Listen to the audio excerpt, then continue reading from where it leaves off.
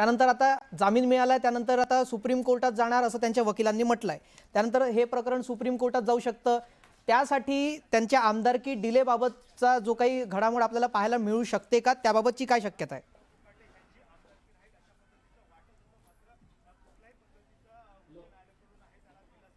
खरं तर विधान कोर्टाच्या बाहेर घडणाऱ्या गोष्टी आणि कोर्टात झालेल्या सगळ्या सुनावणीच्या गोष्टी या दोन खूप वेगवेगळ्या पद्धतीने आपल्याला आता या निमित्ताने तरी घ्याव्या लागतील.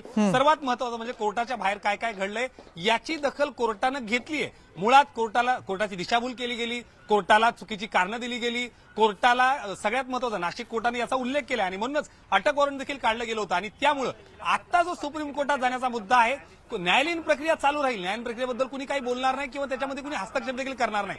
मात्र दुसऱ्या बाजूला एखादा व्यक्ती सामान्य व्यक्ती नाहीये, तो लोकप्रतिनिधी आहे, कायदे मंडळाचा विधिमंडळाचा सदस्य आहे, जो 5 टर्म आमदार राहिलेला आहे, मंत्री राहिलेला आहे. आणि त्यामुळं त्यांची शिक्षा कायम आहे. काही झालं तरी सुप्रीम कोर्टात जा, अजून कुठेही जा, शिक्षा कायम असताना त्यांची आमदारकी कायम राहू शकत नाही. हे त्रिकालाबाधित सत्य आणि त्यामुळे डिले गेम आता चालणार नाही.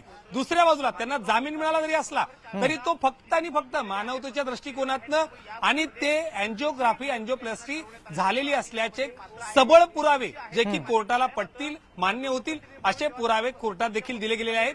इतकंच नाही, जर जामीन दिला गेला असला तरी या सगळ्या गोष्टी संविधानिकरित्या मेडिकल ग्राउंडवर या सगळ्या सिद्ध कराव्या लागतील आणि याचा देखील पूर्ण पुरावा जो आहे तो कोर्टात सादर करावा लागेल.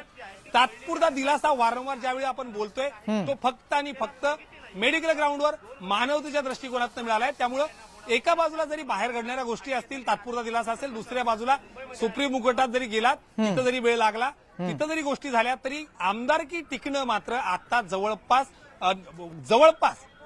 पूर्ण झालेले की विधानसभा अध्यक्षांनी तात्काळ याबद्दलचा निर्णय घेणं हे देखील कोर्टानं सांगितलंय.